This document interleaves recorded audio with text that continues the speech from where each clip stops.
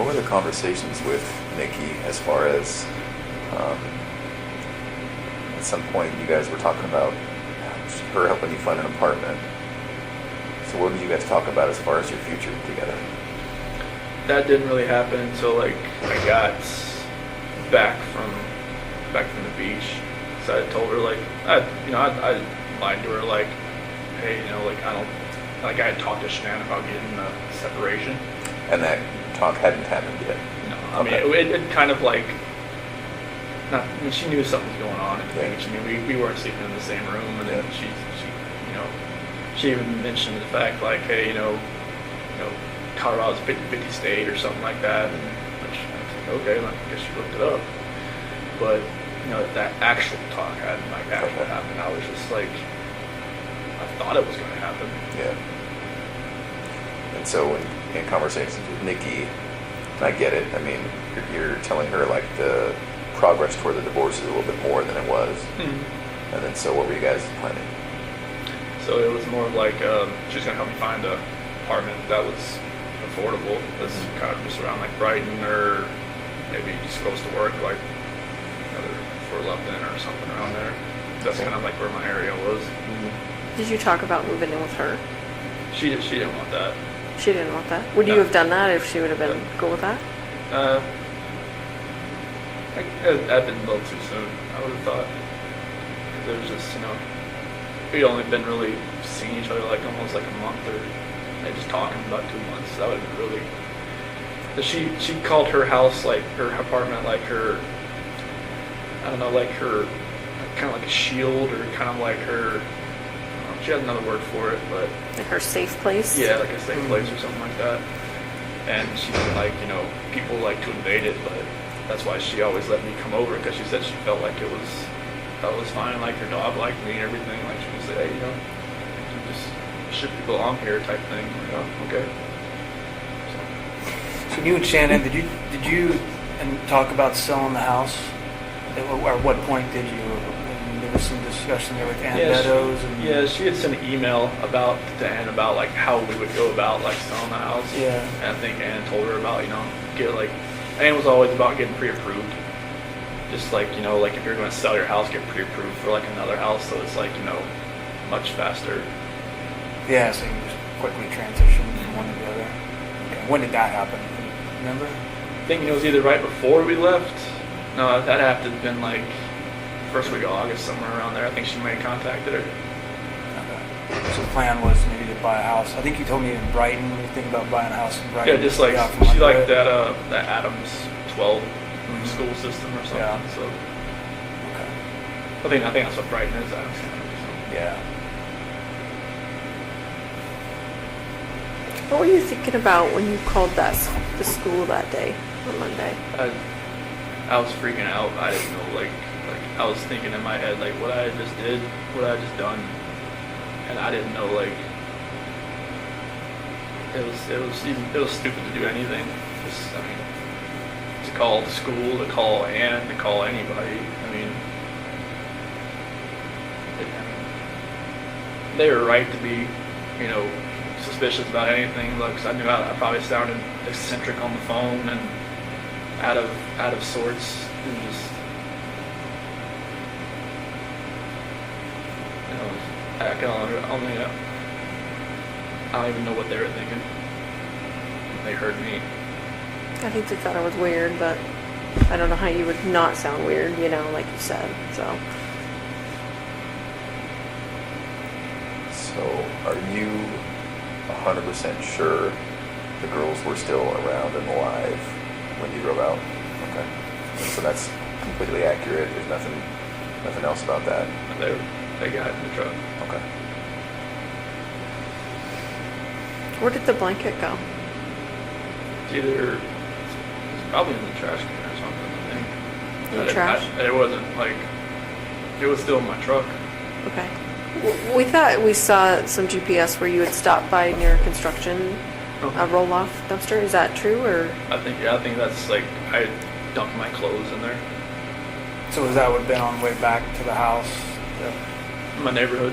Yeah. When Officer Kunrad was there? Okay. Was it one of those red construction dumpsters? more than likely. Okay. Did you pack new clothes?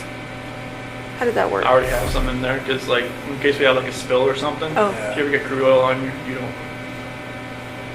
Yeah, I have like 2 pairs of boots, all kinds of different stuff in there, just because like just one time I had to clean up a spill and I had defrost on, and I had like a headache for like 2 weeks because like the crude oil that comes with that. So I always have something in there. So where did you keep them after you took them off? Like, did you just change out there into your new other clothes? So like I dumped my clothes in that dumpster. But that wasn't that on the way back? When you were coming? Like, you'd already worked the whole day, Yeah. right? I'd work like till like 11 or so. 11. Yeah. So that was back when Nicole Atkinson. Yeah, when she was at, Yeah, when she at my called. house hitting the doorbell, that's when I Right. knew someone was at the house. Right. Did you think right then, like, oh fuck, like, here we go? Or what were you thinking then? I didn't even know why she was there. I was like, I didn't know, like, maybe she had an appointment or something with Shanann. I didn't know. What did you think, like, that day, like, what you were gonna say? Like, what was your plan? Were you just gonna go home and be like, report to the police that your family's gone, or? I had, like, once, like, I had no idea what was going to happen. Like, after everything, I mean, I don't even know how I was even acting even normal to people that I was around. Because when, like, Troy and Cody and Chad and Melissa and all them, like, you know, when they showed up on the site, I don't even know how I was even being somewhat even coherent what I was saying, but apparently they understood me. So I didn't know what was going to happen. Like I said, this wasn't like something like some Criminal Minds type. Like, well thing. thought out Yeah, thing? it wasn't nothing like You're that. just minute by minute at that point. Yeah, it was. I had no idea what was going on. So once the girls were gone, was it also just a minute by minute thing as far as the oil tanks? Yeah, I didn't know what to do. I mean, just thinking about an oil tank just makes me want to throw up. And was that just because it was in front of you and there it was and just presented itself? It wasn't a plan beforehand? Okay. Was there any reason why the separate ones? No, it's like you said, it was like a going up the stairs, and it didn't. No, like what Frank said is like I was trying to separate everybody. That's not. No. No, Yeah. I didn't want to separate anybody. What was the reason? I can't even tell you. It was like I said, like something else was in control of what I was doing, and it was like I was doing something I never thought I would ever do in my life. Did you think there would be less chance of someone finding them if they were in separate tanks, or? I don't know. Sounds like he's over there. No, I didn't. Whatever my reasoning was in my head that day, it wasn't sound. Nothing was right. And you don't even remember thinking about it? No, it was just like like a reaction of something that I wasn't even thinking about. Yeah. Can we talk about the trash bags? Do you remember that? Oh, There were two. okay. Yeah, it's trying to, because like this sheet kept, I didn't want to, like when I was putting, there's one coherent, I guess, thing I had, like I didn't want the girls looking at Shanann while they were in the back seat. So what'd you do? I put a trash bag on one end and on her feet and on her head so they didn't have to see. Okay. And they were just too little to kind of figure out, right? Yeah, they didn't know what was going on. Okay. That's good. I just know, like, when I was driving up there, I mean, you know, they were just, you know, sitting there just, you know, kind of asleep or kind of just, like, you know, holding on to each other, laying in each other's laps. You know, I didn't,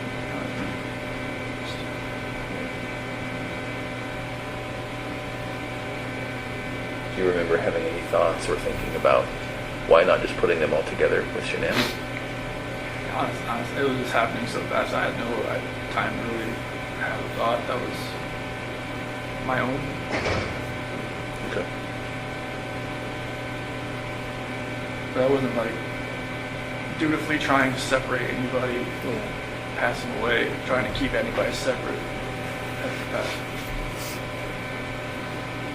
And everything, you know, Sandy and Frankie said, you know, like I don't hold it against them. I mean, they can hate me for, they have a right to hate me for the rest of their lives. They don't hate They you. don't. In fact, while we're on the subject, I speak with them weekly, and I told them that we were going to come here and then hopefully would speak with us. And they told me to tell you, understandably, they're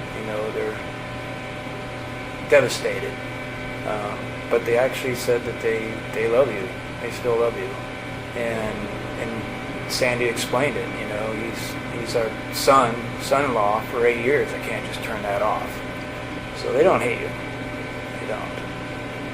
That's amazing to hear that. Yeah. Well, and I can tell you, Sandy was the one that was most resistant to penalties in this case. And she said that. She told me that from the very beginning. That she didn't want that. It's God's decision. It's not her decision. And then she told me that even then. So it's not just a one-time thing that she has said it to me.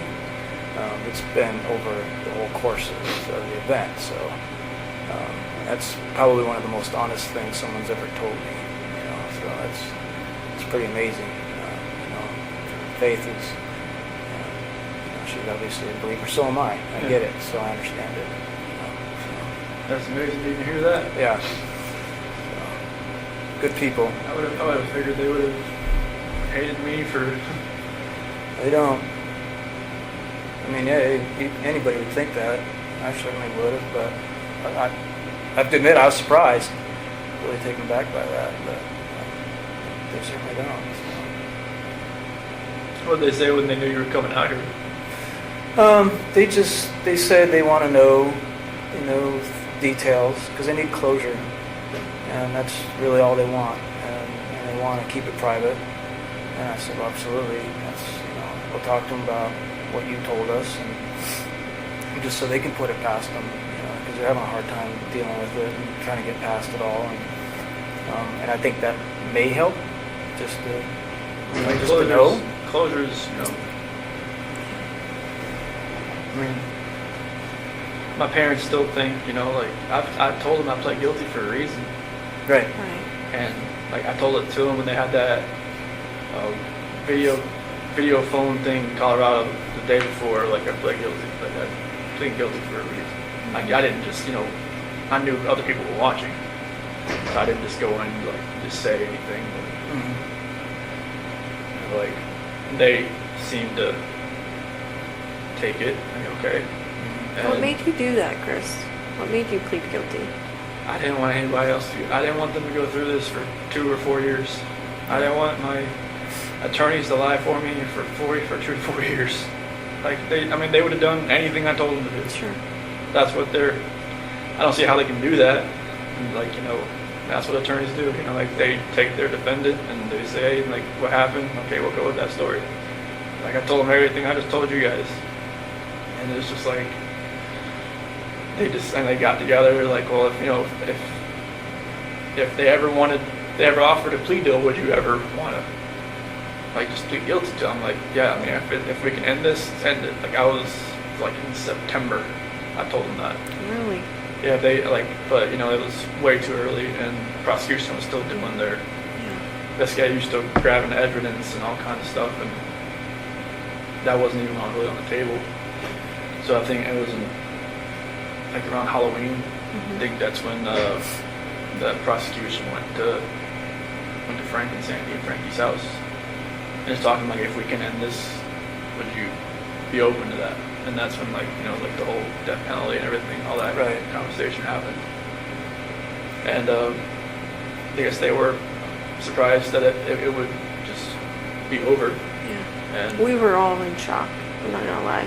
yeah, that was like, It's like we were going 100 miles an hour and then we just hit a brick wall. Like that's what it felt like to all of us. So I mean, obviously you had more time to yeah, I mean, contemplate it than yeah, us.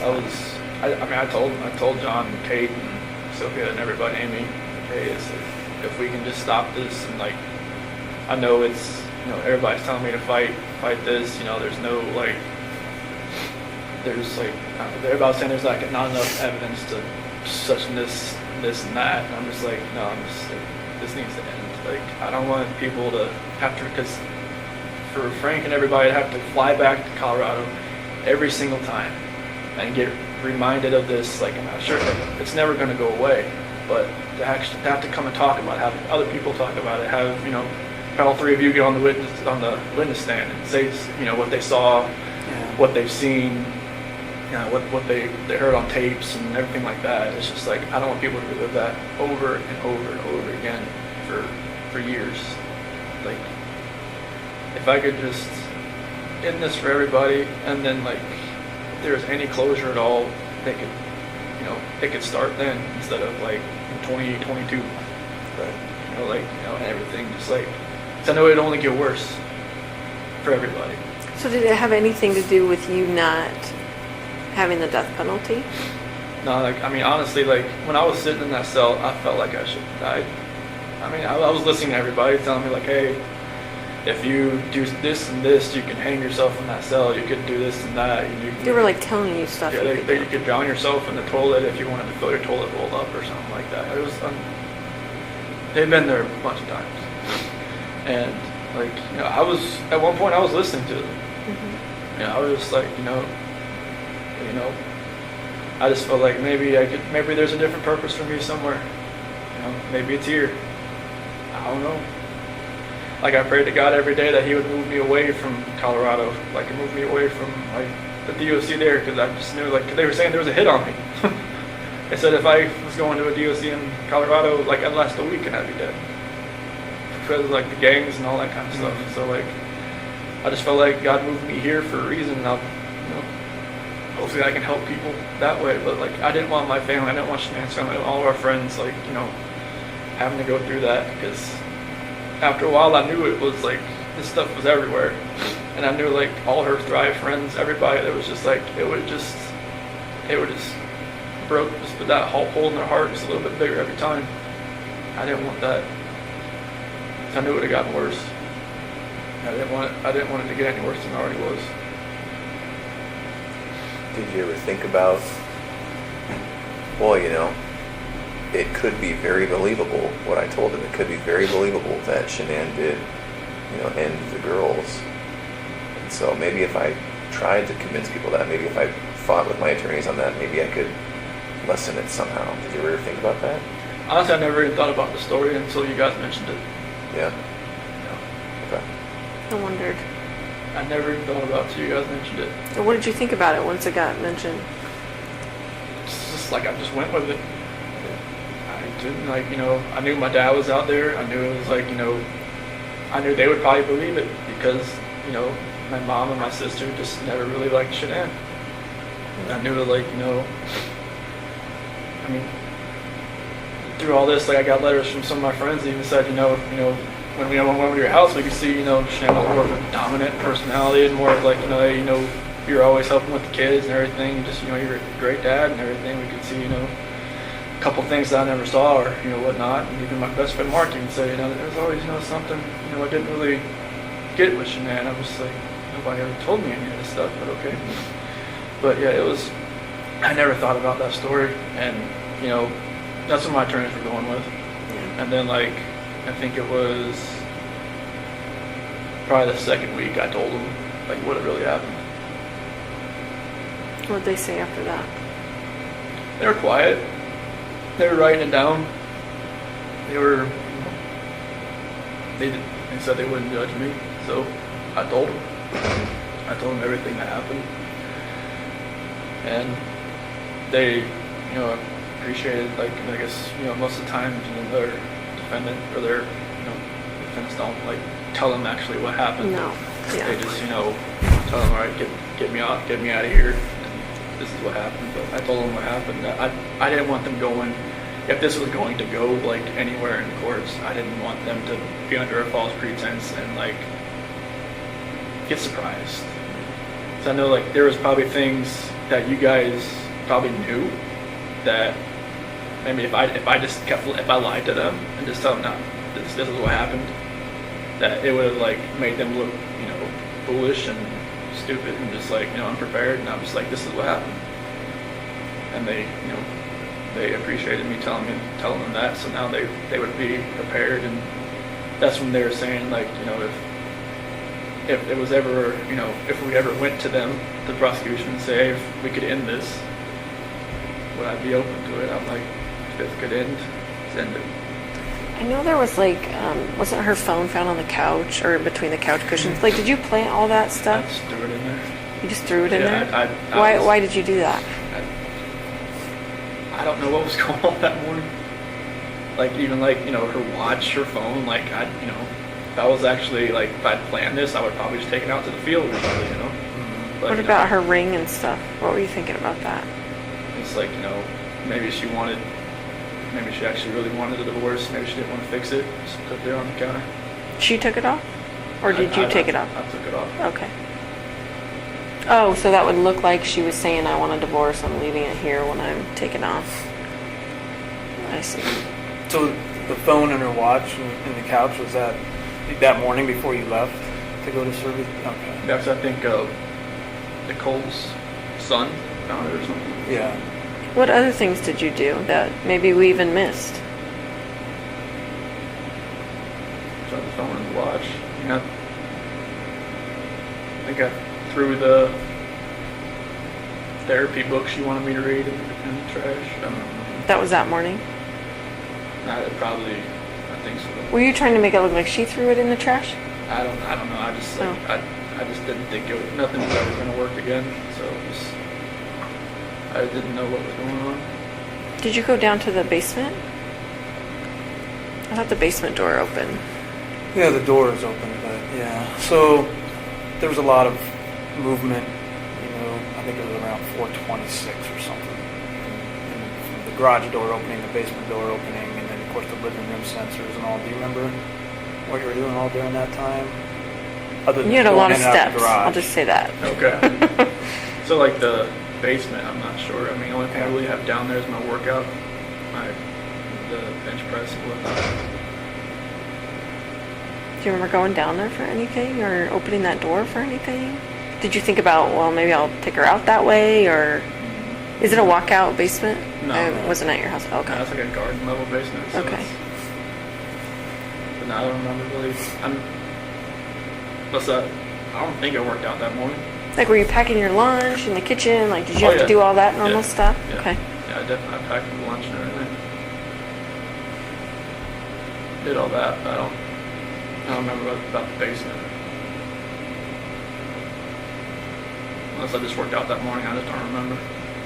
I don't think I did. So one of the more, Unless there was a trash bag down there, that I don't know. Yeah, you got trash bags from there. Maybe there wasn't any in the garage, and I went down there and got one. Do you normally carry a roll of trash bags in your truck? No. So there was a roll in your truck. There was? Yeah. Maybe I just grabbed it and brought it with me then. That would have been kept in the basement, maybe? Or Basement or the garage. or the garage. I'm sorry, what were you saying, Graham? one of the more kind of poignant or tender moments in all of this was seeing you with your dad when he came in. What was it like when you picked him up at the airport? It was very strange. It was kind of like I almost knew this was probably the last time I'd ever see him on the outside. In my head, I knew that. Yeah. What'd you guys talk about? Honestly, like, he just wanted to talk about sports. He just like, you know, he's always the kind of, like, you know, distance himself from like a problem type thing. Like, you know, when, like, if there was ever an issue or anything like that, he always want to talk about, like, just bring up, like, when I would try to get him to quit smoking, like, all the time. Like, that's after, like, I graduated high school and whatnot. He would, Are you talking about cigarettes? yeah. Okay. And he would always, like, just change stuff. He'd be like, oh, you know what happened in the race? Football or something. I mean, he just never wanted, like, you know, he said, okay, oh, yeah, I'll get to it. And he just, boom, something else. And, you know, I just kind of felt like it was kind of like that. You know, like, he asked, like, a few questions, like, you know, do you know where they're at? And do you think, you know where they're at or anything like that? And I just, you know, told him no. And then, like, start talking about, just want to talk about sports and just like normal things. And just kind of, I'm not sure if he maybe knew anything, you know, maybe he kind of figured out something maybe happened and just wanted to talk to me as his son. Is it possible he saw that you were in a stressful situation and wanted to do what he always did, make Yeah. things comfortable? I think that was a good way to put it. I bet you picked up a lot of that from him. Yeah, because I mean, stressful situations, like I mean, the gray hair didn't show it, but like I try not to be in stress. But you know, it's like, you know, I worked on cars. There was a lot of stress because it's always, you know, it's on commission. You know, you get paid what you do, not by showing up. So, you know, then Anadarko was a little less stressful because, you know, I got paid just to be there. But, you know, it's, Was your dad's marriage like yours and Shanann's marriage, as far as like your dad was the more passive one and your mom was the yeah, more my mom dominant? was always the more aggressive one. Was she like Shanann in a way? I mean, were you attracted to Shanann because she was kind of like how your mom and dad's relationship was, or? It was like, you know, it almost mirrored like her mom and dad's relationship, honestly, because her dad's like my dad. Because they're both like kind of calm and cool, just like I that. could see that, And her yeah. mom is very, Sandy rules that roost. Oh, yeah. yeah, very. And it's just like, you know, I kind of related it to that. Because like, her mom always said like, she always told Shanann that she would marry somebody that was kind of like her dad. And I felt like I was kind of like her dad.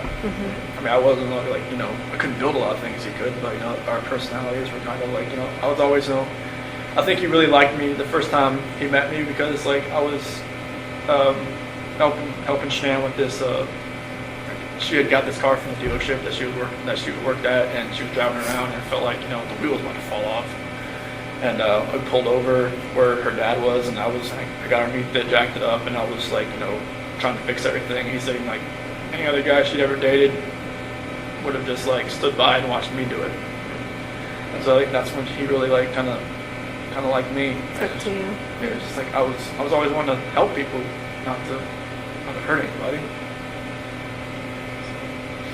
Well, and you helped her all through her lupus, and you're at the colonoscopy, and you're jacking up the car, and Yeah, I did. I mean, anytime she had an issue with like Carter at the Dirty South Customs, and like I would just go out to work, see what I could do with it. You know, I would just, you know, do whatever I could to help.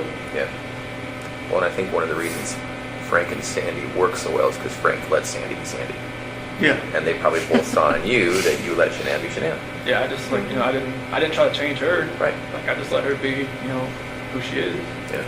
She's like, you know, she's gung ho. She's, you know, she knows what she wants. She's gonna go get it. Yeah. And I didn't say, hey, you know, you can't do that. And that's what her first husband did. Yeah. He controlled everything. He tried to be Sandy, and it didn't work. And she turned into almost like me. She was like, she just kind of like played back and just kind of like let him do what he was doing. And then I think she learned after that she could just be herself. And then with me, she could definitely be herself. Yeah. So that's how it worked. So do you think your dad had any inkling? Because I'm trying to remember the timing. He showed up when you were still walking around. You weren't in any trouble yet when Ronnie came in. Yeah, I had met with you the night before for like 3 or 4 hours. And then I was at Nick and Amanda's house. Okay. I met there, and that's when I went to go pick him up. Okay. And you picked him up. It was early that morning, right? He was like 10:30, I think, when his flight came in. Okay. And then so from there, you guys probably drove home and then to the police station. Yep. And the talks there were no type of confession from you. Okay. No, it was like he was just gonna wait. Okay. I told him, like, you know, if you're hungry, there's like that barbecue joint down the street, Yeah. and like, you know, it's good. And just, you know, he told me he never left. He didn't. I wasn't lying. Yeah. He was faithful. He was. Yes. I mean, I don't know how he lasted that long without food. We ended up giving him food. Yeah. Oh, okay. He was great. And the reason I ask is because when I look back and watch that video, now knowing what I know after talking to you today, I can see how genuine he was. But I just didn't know if you guys had come up with some sort of plan. Okay. No, we never talked about anything Okay. like that. I don't, if I had told him anything, he would have probably just told me to just tell them right away. I think you're right. Like, he would have still loved me either way, but he would have told me, you need to tell them, Yeah. like, right now. Yeah. Like, you don't need, I mean, I didn't think I was going to be there for 14 or however long it was, like 10 hours, however long I was there that day. You were there a long time. Yeah, but it was. You would have told me just to say, just to tell you. Yeah. Did you know walking in there that you were going to tell us? Or did you think, I didn't. I mean, I knew there was a reason you brought me back in. I know it well for the. what'd you think about the polygraph? That was horrible. Why did you say that? I don't know how you do that. Why do you say that? Because Tammy's a torturer. I'm not. No, like. I mean, Tell me. You answered. Oh, you asked me questions for like 3 or 4 hours beforehand, and then you do the polygraph, and it's like you just break down somebody's brain to where like. Too it's like much or too what? much. Jello, and it's just like I know it's you guys have a job and you have a plan, and that's you executed it. But she's thorough, right? There's just no way to get out of there without the truth. No, I mean I kind of knew like because right when you asked me about like Saturday night, when I told you about the walking, I was like, man, she was like going through her head. And I was like, fucking lie. Well, we did know, we found out about Nikki right before the polygraph. I figured that out after with meeting with John and everybody that Yeah. she had met with somebody from the CBI, like on the 14th or the 15th. I was just like, they were talking. Oh, okay. So you already knew. So, but I mean, I didn't know how extensive it was, but yes, we knew. yeah, I mean, walking in there that day, just walking into that room, I knew I wasn't walking out. Yeah, Just the feeling I had walking in that room. yeah. Just seeing, I mean, I don't remember if the polygraph stuff was already in there. I think it was. It was, yeah. But it was, I knew it. I just feel like sometimes when people, do the bad thing and they stay, like, some part of me thinks, well, I think they're here because they really want to tell us what happened. Because it's not normal that you want to keep all that in. Like, that just kills people on the inside, and I could tell it was killing you that day. Yeah, I mean, it was just like that. The 13th when I slept in the house, I don't think I slept maybe like 2 hours because I just finally just got so tired I just fell asleep. I had every light on. Nothing felt right. What were you thinking about during your media interviews? I didn't want to do it. Why did you do it? Did you feel like you had to do it? I felt like, they would have just kept knocking on my door until I answered it. And like I didn't even set it up, but Nicole Atkinson set it up. She told me, hey, Fox Is is she gonna the one who set it up? She said Fox is gonna be at your house at 10:30. I'm like, what? Like, okay. And I think I even called you about it, like what do you recommend that I do? And he's like, it's kind of up to you. I'm like, okay. And I called one of her friends, what should I do? And she said I probably wouldn't do it, but I just felt like, I don't even want to know what I said, what I looked like on there, because I knew it. Some people said it just made it look even worse after the fact, but It didn't look good. I mean, obviously we can't say, oh, we knew right then he was lying, but I think we all watched it together and went, this might be bad. yeah, I mean, I had that feeling after I watched it. So I could kind of see it in your face.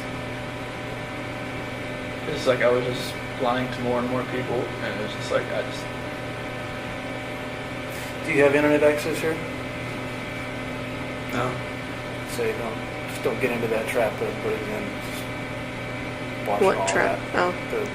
The social media trap and all that. No, they It's don't. ridiculous. They don't let you have social media here. Like, I think some of the GP guys are getting like these little like tablets or something that are like the size of like a older iPhone or something. But I think they can use like email. But I'm not sure about like social media. No, definitely no social media. But like, I'm not sure about internet or not. But this place is kind of like a dead zone pie for phones, anyways. I would think. I don't know, we're getting service, which is weird. Yeah. I didn't think we would. At least right here. Yeah, right in this room. Maybe this is kind of like a hub of Yeah. computers. Yeah, that's This true. is the spot. Yeah, computer room. You would hope they'd have some. Did you talk to Nikki afterwards? After all this happened? On the 13th and the 14th. What was that conversation like?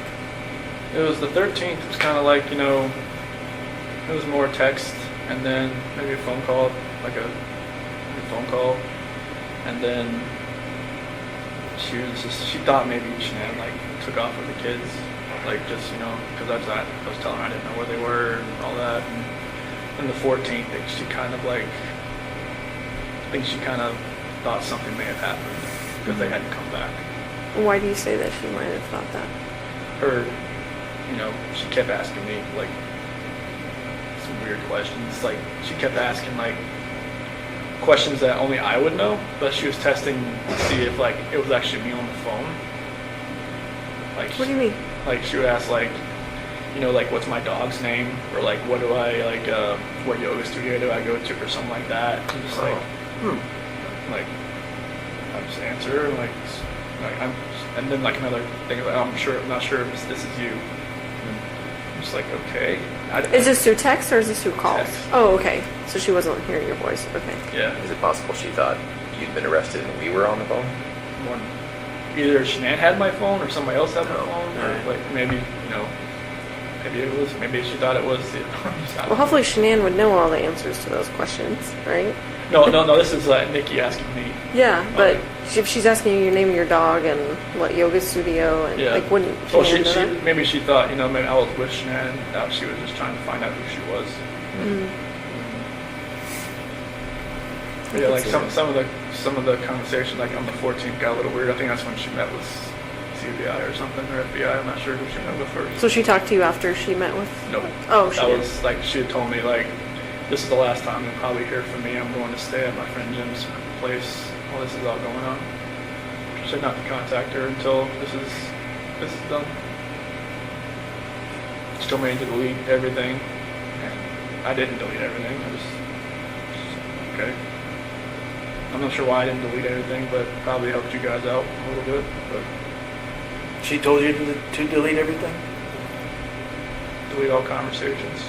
Did she all tell you why? correspondence. She just said delete it. Which I don't think you can ever delete a text message. We're pretty good at getting deleted text messages. Did when your dad came in, one of the first things you guys talked about, he said, kind of quietly, I cheated on her, I cheated on Shanann or something. Your dad didn't know until that time? No, they had, when I was in North Carolina on August 6th, when I spent most of the day with my parents and my sister and everybody,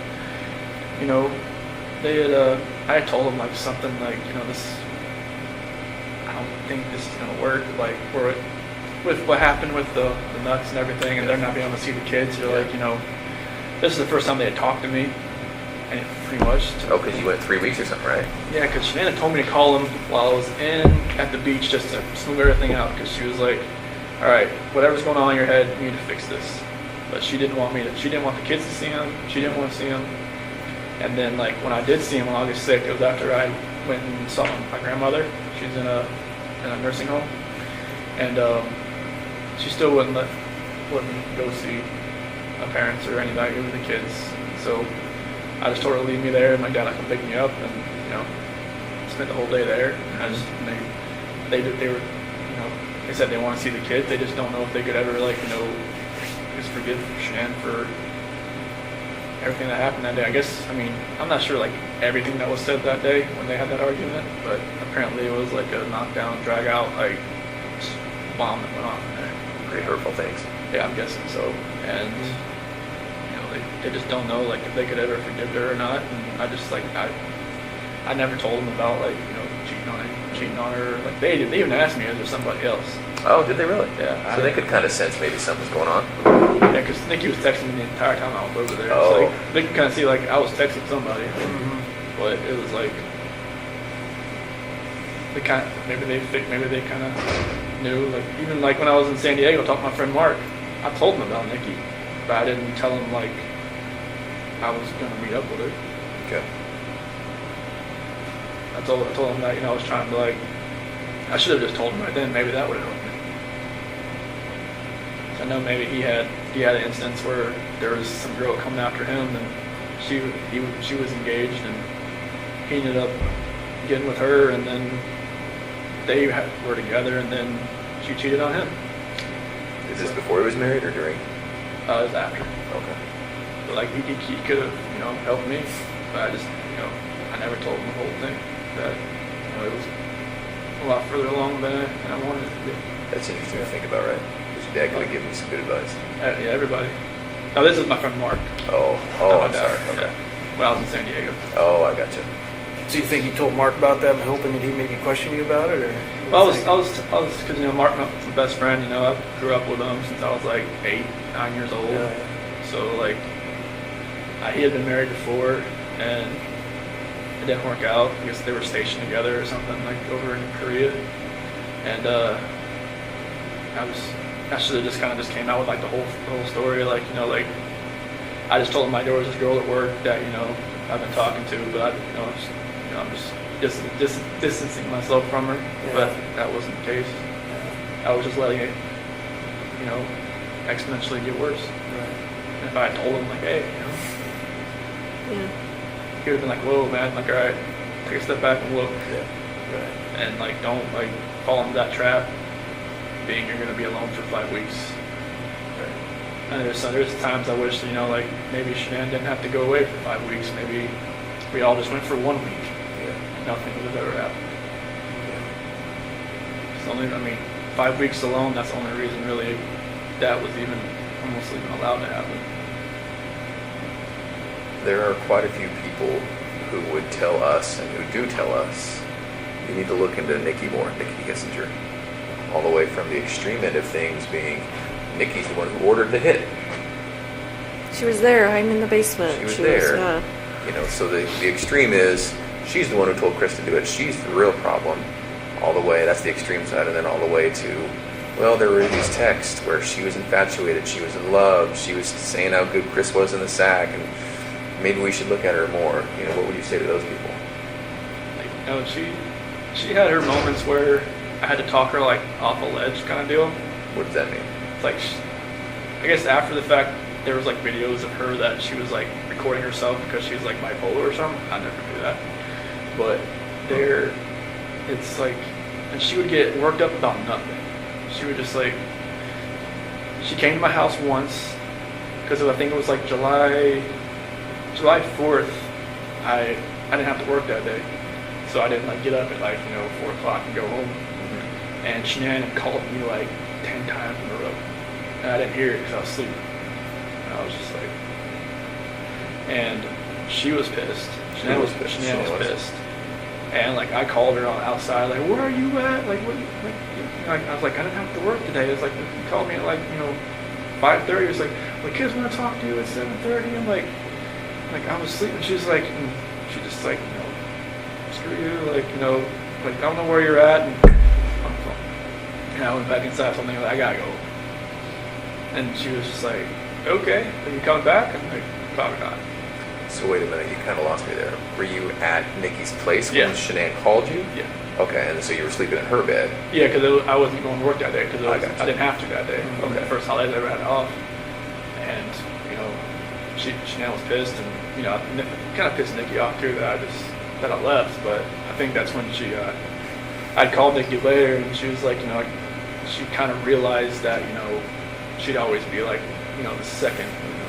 She said second fiddle. Sure. And because that's how I probably would come back that day. Just, I don't want to be anywhere else when Shanann calls. She was already pissed. So it was stuff like that where she would she said she would go on like websites and look at like, will a relationship work with somebody? Like, will a mistress work? Will a mistress turn into a relationship? That's what Nikki was looking at? Yeah. She would tell you that, or you She heard told that? me that. Okay. Yeah, she said that she would go on websites and look at stuff like that. I was like, why do you even look at stuff like that? She's like, I just want to see what other people have experienced. But so that confuses me though, because I thought earlier you were saying she thought you were heading toward a divorce. So why was she looking at herself as a mistress? This was later on. Oh. Like, okay. In August, like Okay. first week of August, when I told her like, I had to have that talk with her about separation. Uh-huh. That's when like she started looking at like apartments and stuff. But like during our July relationship type thing there, Oh, I see. that's when she was looking up like, will it actually work? Okay. She told her friend Brittany about it, I guess, and Brittany told her not to do it, but she said she'd already made her decision. Okay. And so, are those people absolutely wrong about Nikki? She wasn't asking you to get rid of your family? No. Are you sure? Yeah, I'm sure. Okay. And no part of any of this was because she put it in your head or asked you to, or? No, she never. I mean, this whole relationship contributed to it. Sure. But she never. She didn't Okay. want me to. I mean, was it ever like, I wish you didn't have kids, I want to have, kids of my own with you, like, She wants. I mean, she never knew if she wanted to have kids, but she said that at one point she said, "I'd like to give you a son." did she know that Shanann was pregnant with a boy? No. Did she know Shanann was pregnant? No. And why is that? You just didn't tell her? I didn't know. Because we had met. But Shanann put that on Facebook. That's Like, how did she not see that? I don't know.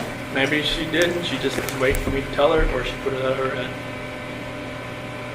Can I ask you a question? A lot of people think you named Nico after Nikki. So what was that? Nico was actually a name that Shanann liked. Okay. Shanann thought of that one? Yeah, I wanted to spell it like N-E-K-O. I thought it was like Nico that way. Mm-hmm. But she said N-I-C-O, and I thought it was like something like Nico or something. Okay. I guess Nico is more of like an Italian name. Italian, yeah. So, and like she did leave for my middle name and my dad's and all that, but like Nico is like that's a name that she always liked. Okay.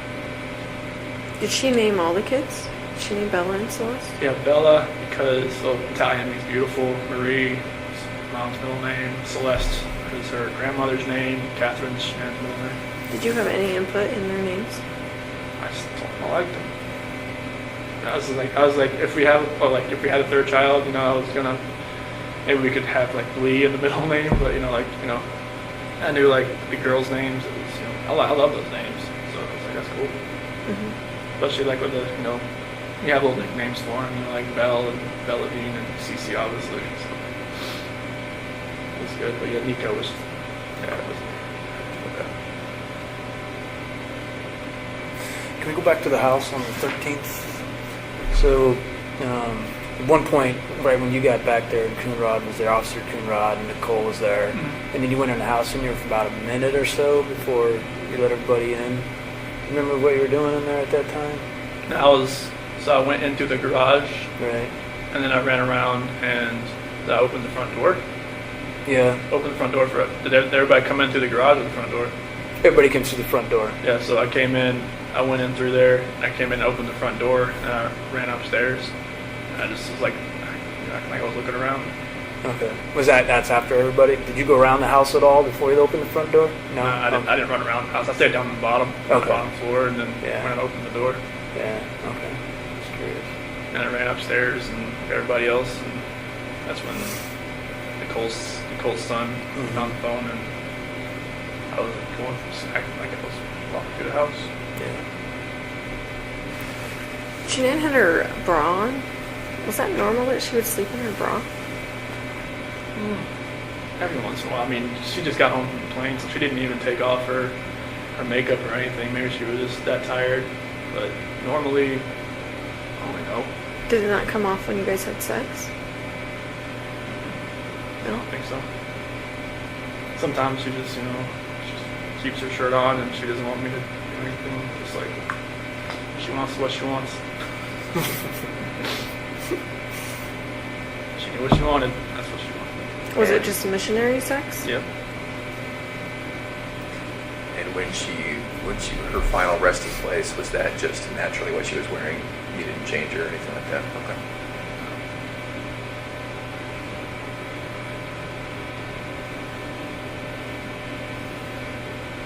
Did you have to see any of that stuff?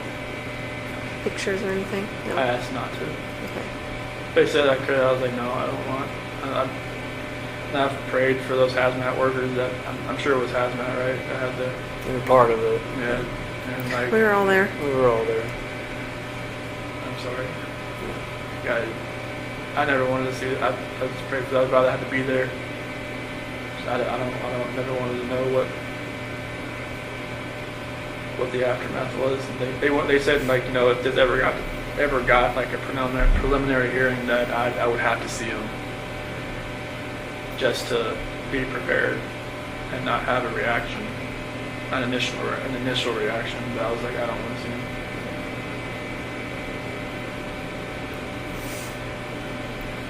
Do you feel like your lawyers were fair to you? Yeah. Yeah, I mean, they were my only human contact, really. Yeah.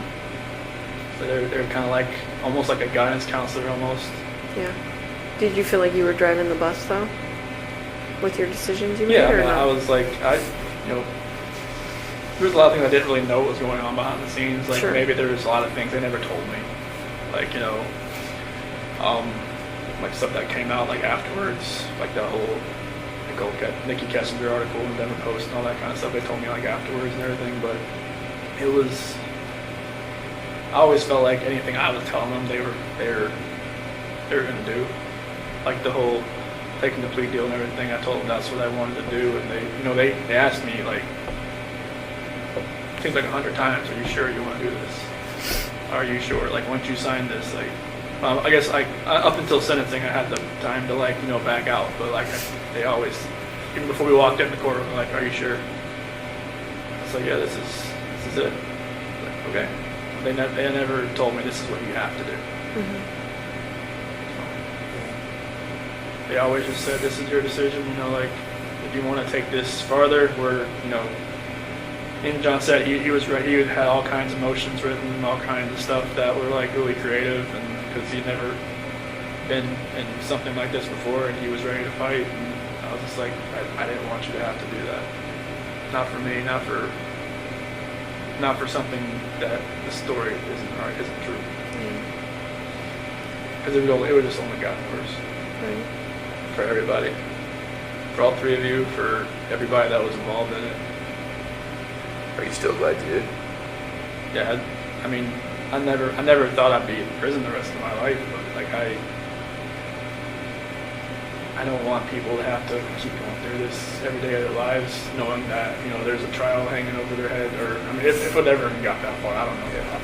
But like, I didn't want people to have to relive it every day. Yeah. Did they have to ever see the pictures? Say that Did again? they have to ever see the pictures? Frank and Sandy and all them? No, they've never seen it. They saw some things. They didn't see anything of that. Okay. Yeah, we shielded that from them. That's one, like, I just didn't want them to have to see anything or hear anybody talk about anything or any part of it.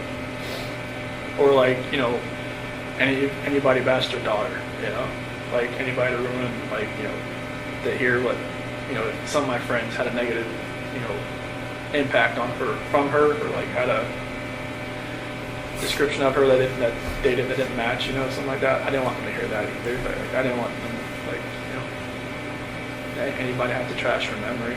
Like, I wanted like them to know, like, she's loving life, she's beautiful, she always helped everybody else, all her friends, her Lucas friends, everybody. I just wanted, I didn't want anybody to take away from what she did.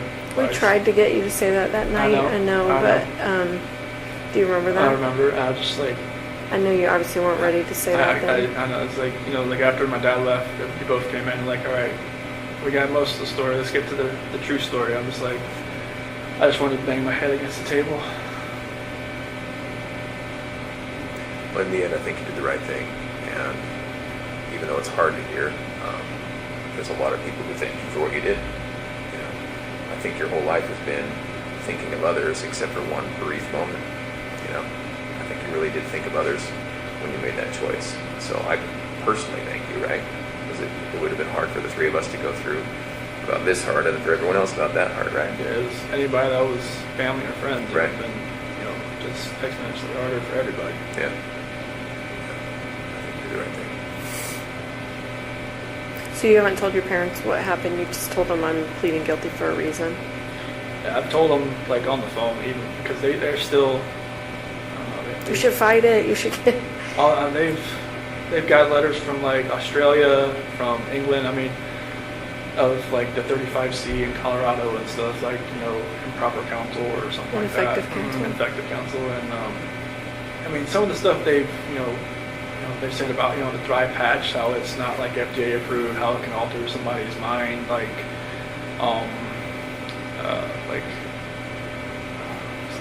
It was some kind of condition, but there was something else they call like CPSD, complex post-traumatic stress disorder, or something like that. Have been like, some people from England have had it. It's like they've been in a emotionally abusive relationship and stuff like that. I mean, just like, you know, some of those subjects they put in there, like, yeah, I can relate to it, but like it doesn't make up for the fact what happened. But like they've got a lot of support they've got a lot of hate mail, a lot of phone calls, a lot of like, you know, stuff like that. I wish they never happened. But they, you know, they get some support, which is good. But on the phone, they still think, you know, there's a chance that I could get out. Yeah. I mean, you don't want to ever think your kid's going away forever. Like, Yeah, I mean, you don't want to fathom tell me that. they tell me to fight it, like, you know, they don't, not every day, but on their bad days, Yeah. they'll get a bad message or a bad letter, and then I'll just kind of revert back. Is it more your mom or your dad? My mom, she loses it a lot Yeah. on the phone. My dad's usually trying to, you know, like, hey, don't talk about this stuff on the phone with him, because it's just gonna rile you up, and it's gonna make him go back to his cell, and he's gonna think about that all night, Right. and that happens a lot. Yeah. Would you ever want them to know what you're telling us today? I'd rather just tell them myself. Yeah. So they're coming. I think they're gonna try to make a visit in like May or so. So they don't, do they still think that Shanann killed the girls? They still believe that, even though I told them I pled guilty for a reason, but they think that I was, their words, like, railroaded by illegal. Yeah. Because they, you know, they felt like they pressured me to do it. Yeah. To, Do you feel like that? no. No. No, they asked me plenty of times. This is like, you know, they wanted to fight. Like, if I said fight, they would have just, you know, gone and, Put on their gloves. yeah, just went in there and did it. You know? Yeah, it's like, no, I can't have you do that. So Chris, you care about others deeply. I can tell. You worry about others. And I've asked you, you know, a bunch of times today, but you're not just telling us that you did it because you feel bad for Shanann's memory. You did it? Okay. I have to say, like, you know, after this was all over, you know, people would bring up, like, oh my gosh, I bet you're going to find out that Chris, you know, used to torture animals and, you know, all this stuff.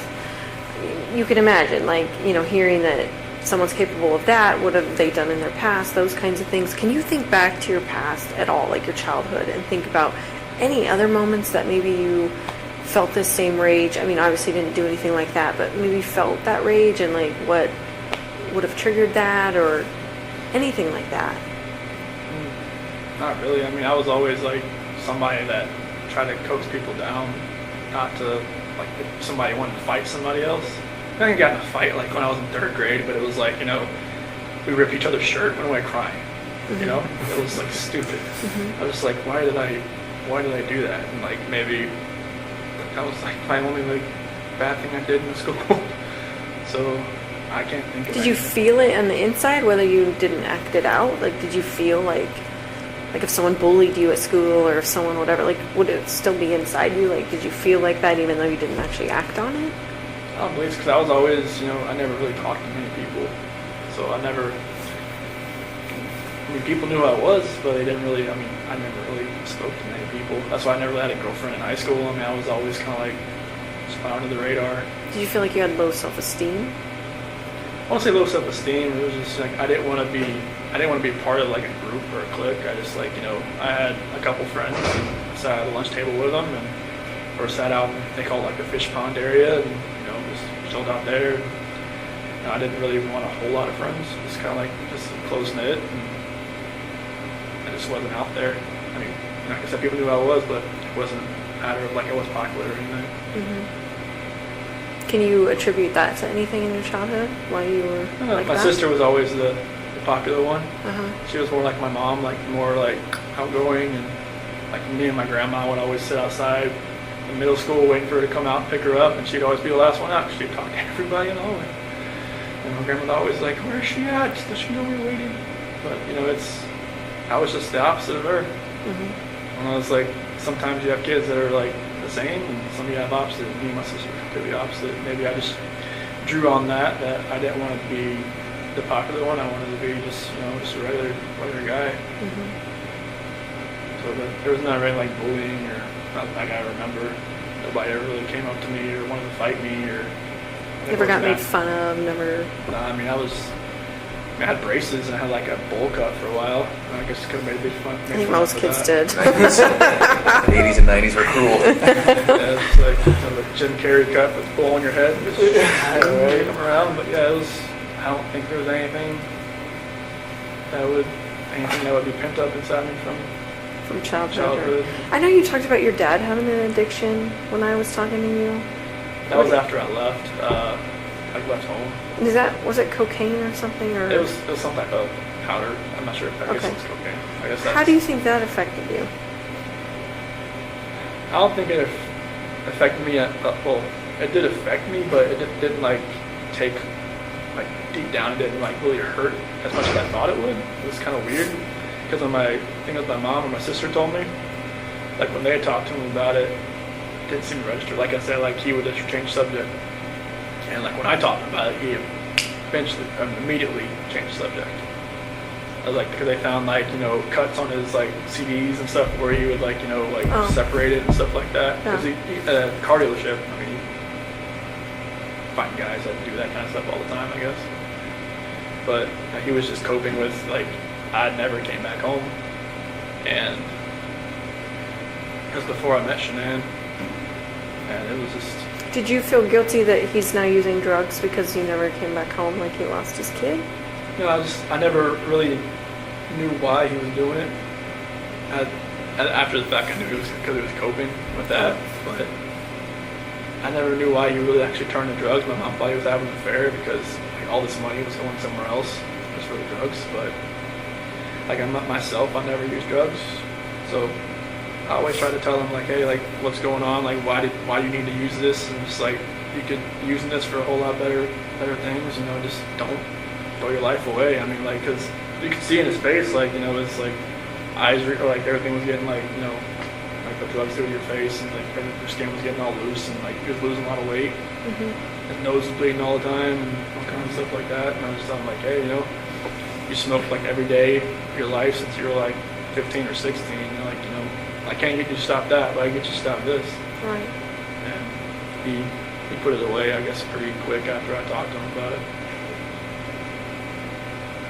Do you think you were closer to your dad than your mom? Yeah.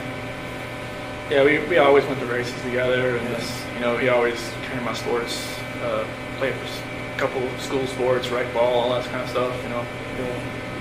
My mom would come too sometimes, and my dad was always there. Always, yeah. Even if I wasn't playing, he'd just come there just in case I can't win in there. Oh, So, that's cool. yeah. Well, I wondered if they hadn't visited because they weren't ready to visit, or if it was a money thing, or like Is it here getting or the time off. Colorado? Yeah, you. Like, Is it here? yeah, visit here. Well, I just told him, like, well, they can't drive in the snow, so it's kind of Oh. like, I don't want... It's These just- roads are bad. Yeah, it's, I think it's like an hour from either Madison Airport, whichever Yep. way it is. I told him, like, wait till springtime. Good advice. Yeah. It's pretty brutal. It was yesterday. Do they have money to get here? They sold my toolbox to get some money to come out here, Okay. so... Yeah, so they'll come out here, like, they said April, but I was like, just maybe push it till June. They say they can sometimes have a blizzard out here in April Yeah, sometimes, yeah, too. Like, the late spring blizzard, yeah. so lake effect stuff is crazy. Yeah. And how are you doing mentally? I mean, the first time when I first got, I didn't know I was coming here. Obviously, I mean, when I was at DRDC, like Swooped you up, didn't it? I was there a week. Like first day I got there, they put me through the ringer. Like I had like 11 tests to do, like mental tests, like reading, math, all kinds of stuff. Just to see where my IQ was, and then I just sat there the rest of the week. And then Sunday came along, and after dinner they said, "All right, strip down and put this on." I'm like, okay. And then walked outside and put me in the van. And it's like, good. I had no idea what was going on. And then we stopped in Sterling, which really freaked me out. I was just like, I don't want to do this, because I heard so many horror stories about that place. And and they just stopped to use the bathroom, and then we kept going. In the prison? Do they use the bathroom at the prison? Yeah, it was like at the watchtower outside, Oh. and we went to Nebraska, sheriff's office there, and then another sheriff's office in Iowa. Use the bathroom, eat breakfast, and then got here. I asked him. I only talked to him once. I'm like, can you tell me like where we're going? Like just to Destination State. He was like, I don't know. So there was like it was like one of those like transport vans, like where it was like at just the middle where I was sitting there, and I could see out the window, and I could see like they would put in an address each time. Like they had like 4 sets of addresses to each one they had to go to. They just would never tell me where we were going to end up. What did they say your IQ was? I was like 140, 135 or something like that. Is that high? I don't even know what. That's good. That's above average. Yeah. Yeah, it was tipping me back to high school for real. I'm like, Trained in parts of the city on all that stuff. yeah, there was a lot of word problems, a lot of like geometry, a lot of like patterns. Like if this was moved this way, and then it was like a series of them. Like, all right, what's this one gonna be? Just a lot of stuff like that. But like the further you got along, the harder it got. I was just like, it's like great. And it was like they give you this little take that pen and take the little tube out in the middle. And that's where you're using to fill in these little No. Scantron sheets and everything. I felt like I was in high school again. Do you know how long you're going to be here? Neither do I, by the way. And do you know, are you going to get a job? If since I'm staying here, well, since I've gotten staffed here, you have to work. Oh, so what's your job now? I don't have one yet. Okay. They haven't moved me out of the acceptance and evaluation, assessment and evaluation You're project. still in that phase? Okay. And how long will that take? Well, right now, like since I've been staffed here, I'm just waiting for them to move me over to a different unit. And are you in Gen Pop right now? No, I'm in a unit. There's like 11 or 12 of us on there. There was like 22 when I first got there, but they've been transferred to the other prisons around Wisconsin. And what are the other guys like? They're fine. Like the first time, like I sat out and ate like a breakfast or lunch with them, I was scared. Are you nervous, scared? Yeah, I was just like, this hasn't happened. Like, since this never happened. Yeah. Like I said, they locked the hallways down when I got moved to Colorado. Well, I've heard that. Yeah. So it was like, being next, like right like this, eating next to somebody. I was just like, is he gonna like take a spork and try to stab me or something, or what? But it's totally different here. I mean, people know who I am, but like they don't like run at me or jump at me or like. Apparently they the guys that work here, they know that I guess other maxes are like you lock down like 23, 22 hours a day. Oh, so then this is an all right place to be? For like By other comparison? max guys. Good. Yeah. They said it's the best max but the worst medium. Oh, Because if you're max, you're working, so you're out at your cell working. Like if you're a clerk or if you're in the kitchen or if you're in the rec area, you're doing something. okay. But yeah, they said like if you get staffed here, it'll be best for you. Plus, they said it's not as like rowdy as some of the other places. Yeah. That's pretty intense. Yeah. So like, I mean, I'm going to the GP area. I just don't know when. And you think it'll be while you're here? Okay. And Yeah, where are they said like I guess it could take it takes a while to get moved from max to medium because in Colorado I was classified as minimum restrictive, but with the charges it would have been medium. But here it's automatically max. And what are the other guys in for? Do you know? They said most guys in here are for like gang snitches and sex offenders and mainly people that have 20 years or more. So people who were in for a long time and who would otherwise have a pretty hard time at a jail Yeah. for whatever they did, Yeah. whether it be snitching or Yeah, like children or. yeah, or there's some people from other states here as well, and I guess there's a couple cops here too. Okay. Just just things have happened, and they just don't think it'd be better. It'd be a lot better if they're here and not at another prison. Yeah. Okay. So what kind of jobs are available? I mean, Well, it's like they'll probably have me in the kitchen more than like that's where everybody starts out. Like either washing dishes or like, you know, putting foods on the trays or helping, you know, pots and pans, something like that. Right. But they have like libraries. They have like, you know, I think this is the PSU area, the psych area. So they'll have like different guys doing clerk stuff around here. I mean, they have over like 300 GP guys here that are like live here. So they have a job for every one of them. Wow. There's even a guy that shovels the sidewalks. I think we saw him. Yeah, we saw this him. morning. Yeah. Yeah, I don't know if I want to be that guy. Not here. Do you go to therapy? Do you see a psychologist? Do There's you, actually the one her name's like Javier or something like that. She seems like once a month, and she's actually from Aurora. really? Yeah, it was weird. I walked in there, I saw a Bronco flag. I'm like, okay, who are you? But yeah, it's.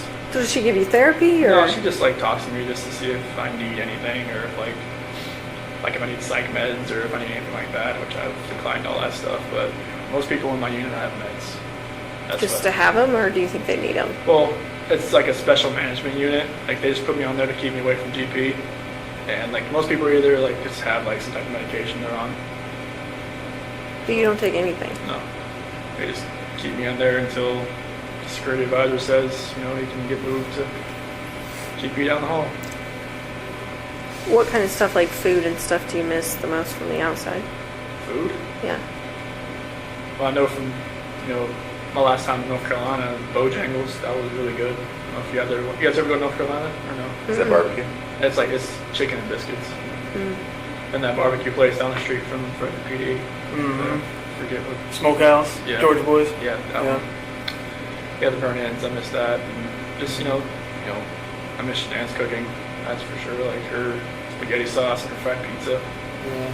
Fried pizza? I don't think I've heard of that. What is I've that? never heard of that. So her mom has, or I think it was her mom, her grandmother on her mom's side had this like this dough, homemade dough you can make, and just make up the dough, and she would make it up with Bella and Celeste sometimes, so like a little smaller one, but she would make the really big one, and then she would put it in the oven, the bottom oven, and let it sit there for a couple hours, not put it on or anything, just let it rise, and then once it's done, take it out, form it, throw the spaghetti sauce she has, and spread it around, and throw the mozzarella and pepperoni and put it on the oven 350, and But what part of it is fried though?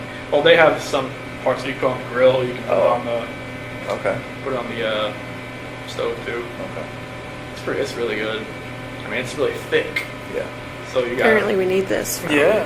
Sandy. I will work on that. Yes. Write a note. yeah, Are you able to stay out of trouble here? yeah. Nobody's getting any fights? You're not getting written up for anything? You're not getting... Okay. I try to keep a low profile here, so I don't want to. Because they say if you get like 2 contact reports, they'll ship you out if you work here. They don't want. To another location? Yeah, Oh, so then, does that incentivize people keeping their nose down? yeah, Okay. yeah. Because I guess a couple guys got busted for having a cell phone. Oh, I'm not sure how they got it in. No kidding. Yeah. Like that stuff just baffles my mind how that stuff gets to. I mean, they won't even let, like, if somebody sends me a letter and it has, like, like, someone sent me a Christmas card with glitter on it. They'll let me have it because it's glitter. Because it's, like, it's contraband. So, like, yeah, I don't know how people get cell phones and stuff in here. So what do you do with all these letters that are coming into you?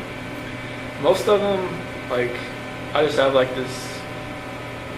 If somebody writes me once, I'll never write them. Just because I don't know, like, who they are, like, where they're from. I'll keep it. If it's like a weird letter, I'll shred it up, throw it away. If it's like a supportive letter, I'll keep it around, just like, a supportive letter. And then like I've had some people like write me like a second and third time, but they've changed the way they talk, or like they've said different things. Like there's like this dude in like California that wrote me. He's a senior in high school, and wrote. He's like, okay, dude. I look at the name, like, okay, shred it up, threw it away.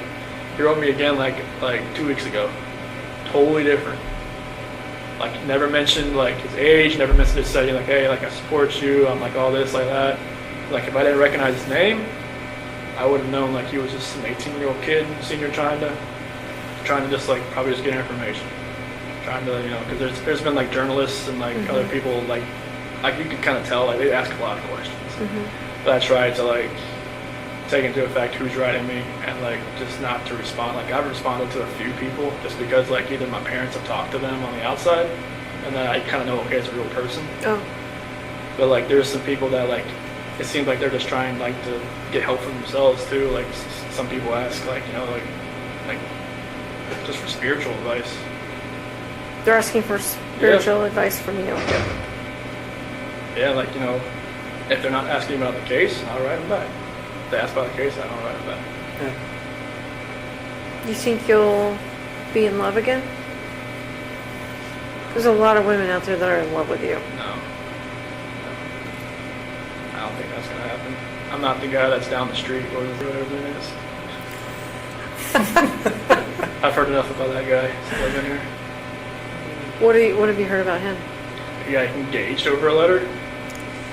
He did, yeah. That's pretty insane.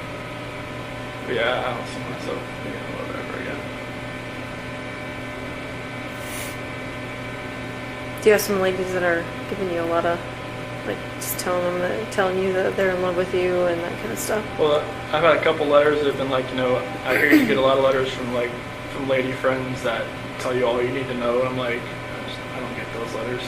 Trust me. Like I guess there was one letter in Colorado, someone sent me a picture of them in a bikini, and then it's like went on from there.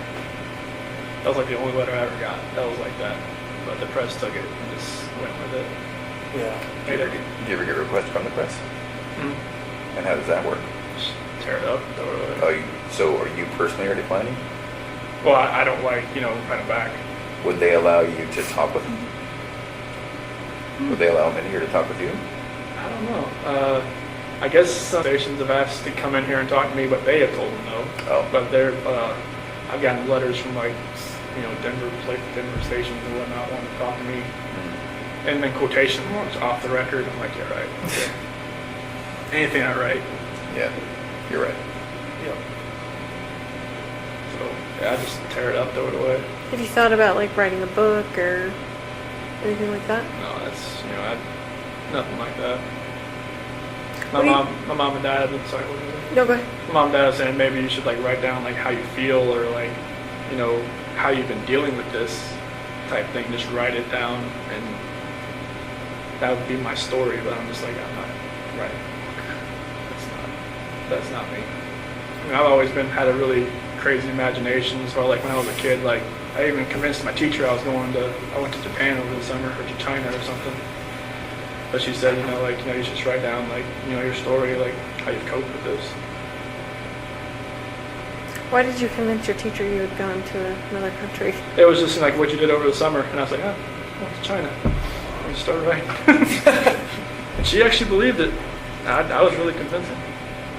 So you're a smart dude. Yeah. It was, and they like parent-teacher conference said, so how was China? What? Nope. So earlier you were talking about how this experience you're gonna want to help people. What do you mean by that? So like there's a couple letters that I've gotten. Like this one girl, she's in like an abusive relationship and she just can't find a relationship like with God. And like I never read the Bible before all this. Like in Weld County, I read it because Right. in the segregation hole there, it was like that was the only book I got. And I was like, okay. I read it cover to cover, and I never thought I could, being how many pages were in the Bible, but Right. it stuck with me, and like I've been reading it more and more here. Like I got a different version here. I've just been reading it and just writing down like a couple scriptures a day, like to give to my mom and dad. And they've been like making a little journal and stuff like that. And my Uncle Johnny and his wife Martha, they're actually missionaries, and one of my cousins is actually as well, and they've been helping my mom and dad, and they've been. They looked at a couple of my letters, and they were amazed at how mature I've gotten with like the Bible and everything, the Scripture and everything. Just like one gift that I did get was a good memory, as far as like being able to memorize stuff. Right. And like that's what happened with cars and with the oil field. I can just memorize acronyms like that, and I've been memorizing a lot of different scripture. I can just kind of like help people that way. And is like there's been inmates that have left my unit and went to a different place and have written me just to ask, like, you know, can you give me a couple of scriptures to help me through this? Like, do you know of any? I can help somebody that way. Yeah. That's good. Do you get to go to school or anything? They don't have any of those programs here. Oh, they don't. It's a evaluation prison, so they don't. I think this is when they have the sex offender class in here. Mm. That's the only thing they really have. You can go to that? No. No, I always ask, like, why do people go in there? And they're like, you don't want to go in that class. Like, oh, You stay away from that okay. class. I'm like, okay. Yeah, that's the only thing they have here. But they have other, like, that's like the map of the prisons they have here. Yeah, I was looking at that earlier. Oh, wow. They have a lot here. Yeah. Like 3 right in this area. Yep, they're right around here. I was just amazed that one thing I did see out the window when there was like a neighborhood that's right next to the prison. Yeah. So just like, is I that felt the same thing. Yeah. weird? Because like in Colorado, it seems like they're all like out in the middle of nowhere. Yeah, Right. Sterling's in the middle of it. Yeah, Okay. Easy. Well, we might take a little break right now. Well, I think it's almost time for you to eat lunch. Yeah. Like 20 minutes. yeah, felt like the polygraph. Everything just like. I look up the time. I'm like, oh wow. It's been 4 hours. Holy cow. They might let us come back and talk to you. Okay, There might be a couple more things we want to go over. Is Okay. that something you're up for? that's fine. Okay. And then the other thing is, we might be back in a month and a year and 2 years, if you're up for it. Okay. Now that's way down the road, but I guess maybe in the back of your mind, just think about that. And I hope so far today's been all right for you. Yeah, it's been.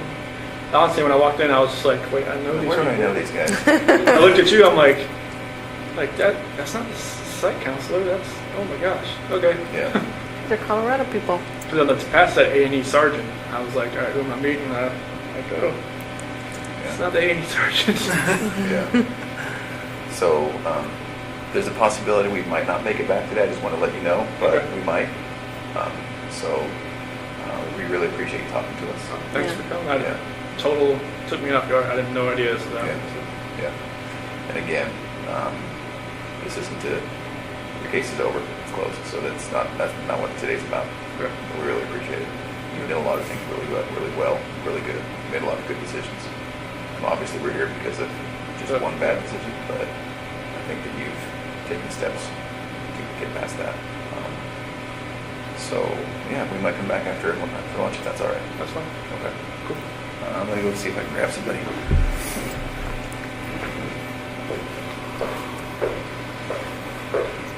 So what are you guys planning to? Yeah. I think I had the better drive. I think you probably did too. Mine was like 50 minutes. Ours was like 2 hours. Yeah, It was just snowing. It's pretty snow. nasty Lake out effect. there. Yeah, the wind's blowing. Not like wind like Colorado then? It's a hell of a lot colder. Yeah. Well, and yeah, the roads aren't getting cleared like they would get cleared in Colorado. I think they just have so much. Yeah, you it know, just that- comes in and just dumps. Yeah. Colorado, it just melts within a couple hours Right. here. Just honestly, I haven't seen it melt here since I've got Well, that's the here. thing. Everyone's Yeah, it's houses are just piles. piled, you know, like, oh, it's the next snow, and they just pile it on top. So it doesn't look like anything melts. No. Which is the problem. So Yeah. Okay.